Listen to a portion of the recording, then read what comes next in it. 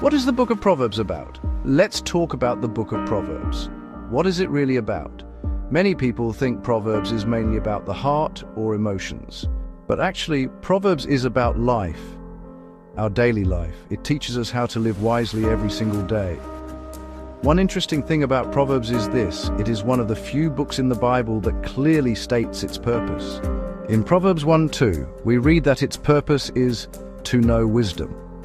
The whole book is designed to teach us wisdom for everyday living. Like the Book of Psalms, Proverbs is one of the most loved books in the Bible. Why? Because it speaks about real life. It talks about situations we recognize immediately. A nagging spouse, handling money, controlling our words, and choosing friends wisely. Proverbs is a guide for daily living, showing us how to live a life that pleases God. The word proverb simply means a short, catchy saying that teaches a truth. It gives advice about life. The word itself comes from two parts. Pro means for, verb means word. So a proverb is a word for a situation, a short statement that teaches wisdom. And there are proverbs for many different situations in life. What does wisdom mean? In Hebrew, the word wisdom means something very practical. It means practical life skills.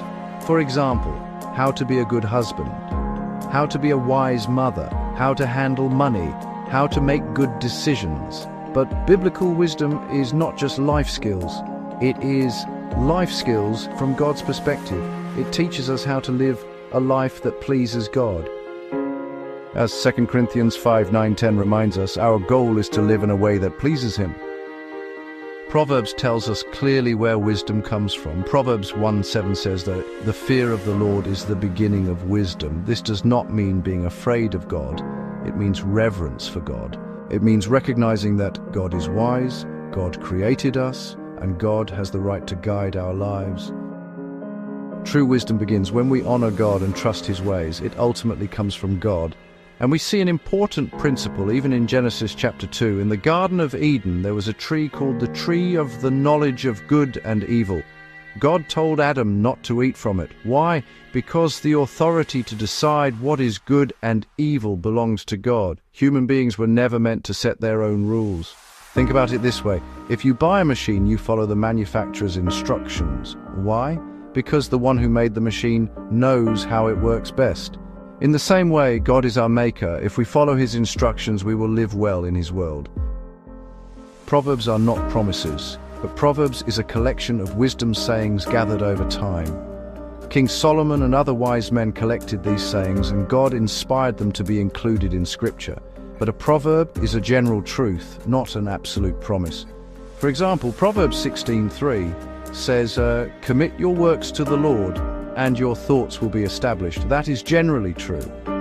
But sometimes life may not work exactly that way in every situation.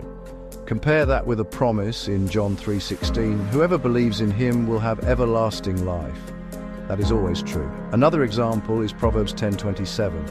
"The fear of the Lord prolongs life." Generally, people who live wisely live longer. But sometimes good people die young and wicked people live long. So remember this: Proverbs are probabilities, not promises. Who wrote the Book of Proverbs? Most of the book was written by King Solomon. Solomon was known as the wisest man who ever lived. He once prayed to God asking for wisdom, and God granted his request. The Bible tells us that Solomon wrote 3,000 proverbs and 1,000 songs. Sadly, Solomon did not remain wise throughout his life. Later, he married 700 wives and had 300 concubines, and his heart drifted away from God. Many scholars believe Solomon wrote different books at different stages of life. Song of Solomon in his youth, Proverbs in his middle years, Ecclesiastes in his old age. It is also likely that Solomon collected many of these sayings for his son Rehoboam. Ironically, Rehoboam later ruled foolishly. The Book of Proverbs uses a special writing style called parallelism. This means two lines placed together. The second line either emphasizes or contrasts with the first. For example, Proverbs 14:12 says, "There is a way that seems right to a man, but its end is the way to death." The second line contrasts the first. Another example, "Even in laughter the heart may ache, and the end of joy may be grief." Here, the two lines repeat the same idea in a different way. Because of this poetic structure, Proverbs is powerful when read aloud. When we hear these sayings again and again, they begin to shape our thinking, and eventually they shape our behavior. This is how wisdom transforms the mind.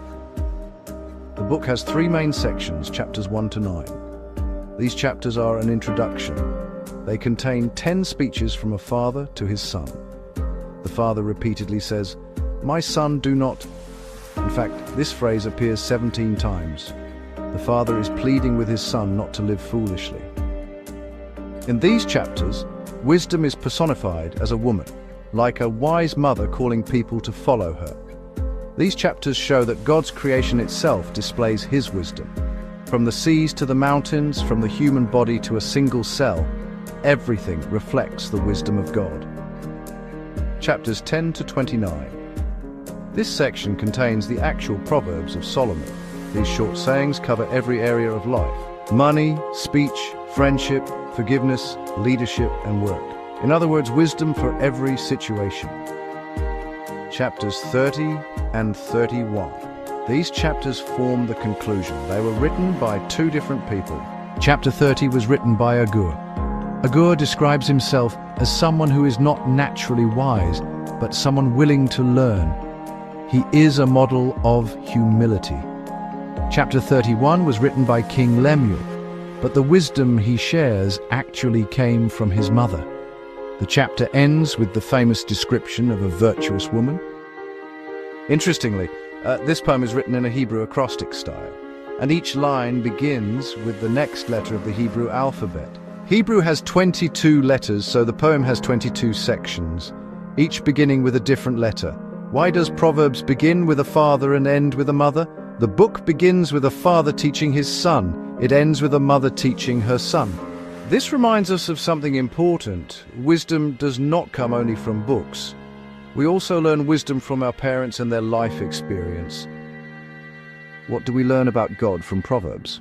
God is wise. Every part of creation carries the stamp of His wisdom. As Psalm 19:1 says, "The heavens declare the glory of God." Proverbs is not just about making us wise, it shows us that God Himself is the source of all wisdom. And because we are made in His image, our lives should reflect that wisdom. Christians should not only have love in their hearts, they should also think wisely. Every day, as we look at the world around us, the mountains, the oceans, the human body, even the smallest cell, we should remember this. God's wisdom is everywhere. And the Book of Proverbs invites us to learn that wisdom and live by it every day.